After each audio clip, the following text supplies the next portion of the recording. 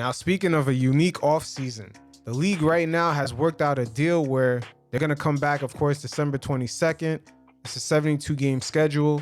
And of course, we all know behind the scenes, there's got to be a lot of pressure coming in from the major networks. As next season, that's pretty much set to be the only guaranteed revenue coming in, which is from the TV deals. And this week alone, we've seen ESPN announce a bunch of layoffs as Disney, they no longer have their theme parks and other ventures going out generating revenue, so they're solely focused on their streaming platform, and it seems like that's pretty much the direction Disney is headed in.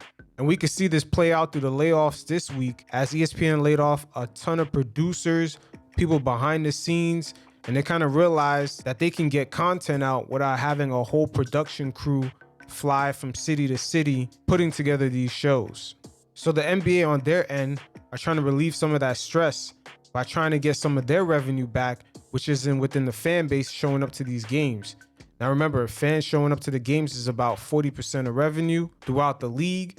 And also it helps small market teams because then it creates a revenue sharing program where the small market teams tend to get a lot of their financial relief. Now remember, if there's no fans in the stands, there's no revenue sharing program. So this is why the NBA kind of initiated new protocols this season to try to get fans in their stands as soon as possible. But it's kind of 1 foot in, 1 foot out, the way that they kind of sort of drew up the new system. Now, everything, of course, is subject to change day by day. It's pretty much how the league has been operating since the bubble. But right now, fans that sit within 30 feet of the court have to get a registered negative test within 2 days before the game or the day of the game.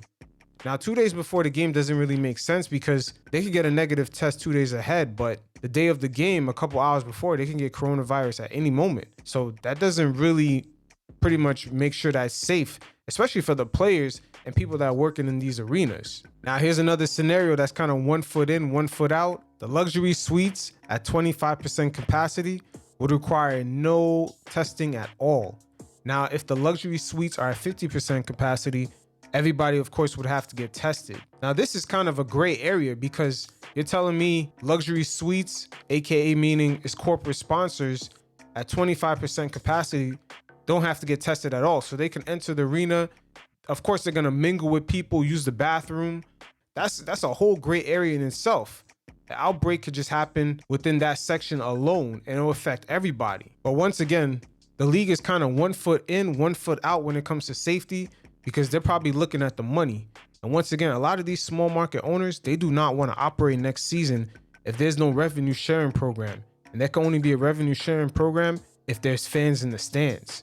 So this is pretty much a conundrum in itself because we're already seeing small market teams like the Utah Jazz and the Miller family sell off the team. So they weren't already fixing to be part of this rocky road that the league is about to go through financially.